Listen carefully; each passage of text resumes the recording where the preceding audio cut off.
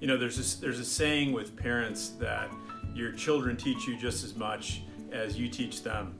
I remember interacting with a representative. His name was Shane, and he was one of our top representatives. He, after a summer of selling Cutco, he sold, I think it was like $35,000 or so. He and I sat down before he went to school, and he said, Mike, one of the things I really learned with the job was to not prejudge people. And he said, Mike, I've realized there's basically 4 types of people in this example that I'm gonna articulate for you. He said there's people that look like they have a lot of money and actually have a lot of money. He said the second type of person is someone who looks like they have a lot of money and they spend basically all of their money. And so therefore they don't have a whole lot of extra disposable income. He said the next person is someone who looks like they don't have a lot of money, but they actually have a lot of money because they save and they're frugal. And then the last person, he said, is the person, as you can imagine, who looks like they don't have a lot of money and doesn't have a lot of disposable income. And what he ended up sharing with me is he said, Mike, when I was a new representative, I would prejudge people. I would look at the size of their home, what their job was, and in my infinite wisdom of 18, I'm saying that sarcastically, I had a sense of what they were going to buy in terms of Cutco. And then I also would pull up to some homes that were really big, and then again, I automatically assumed it was going to be a big sale. What he realized was there were many people that fell into one of the 4 different quadrants, but he wasn't able to know which quadrant they fell into.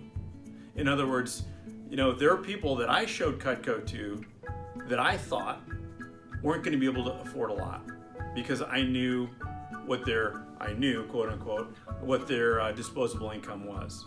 And I was doing that based on a judgment. In other words, I was assuming that because of their job, because of maybe their town, or the size of their home, or the car they drove, that they would or wouldn't be able to afford Cutco. I think you can hear yourself probably assessing my assessment there. And I think you can realize that it's probably pretty silly of me to think that way. What I can tell you is I remember driving to one of my appointments. It was a family friend. The father was a physician. They had a theater in their home. And when I pulled up to their home, there was 2 Lexus out front and a beautiful in-ground pool. And at the end of the appointment, they didn't place an order for Cutco. And she said she couldn't afford it.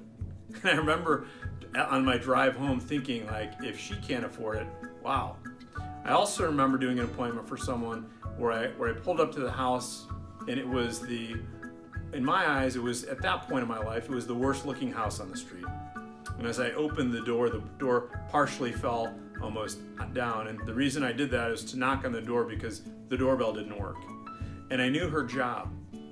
And I didn't think that she was the type of person that was going to place an order. What ended up happening was she placed an order for one of our biggest sets.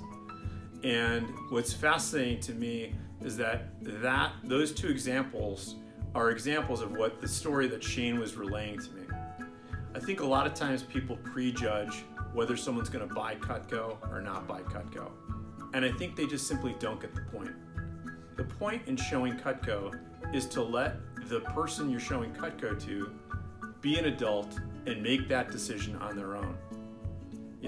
I used to say to representatives when they were new is, how dare you have the audacity to decide whether or not you think someone can or cannot afford a product line. What I would recommend to you all is to prejudge in only one circumstance.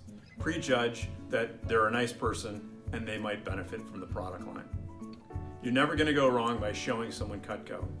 And I think internally, you're going wrong by prejudging someone and ultimately not calling on them for a Cutco appointment.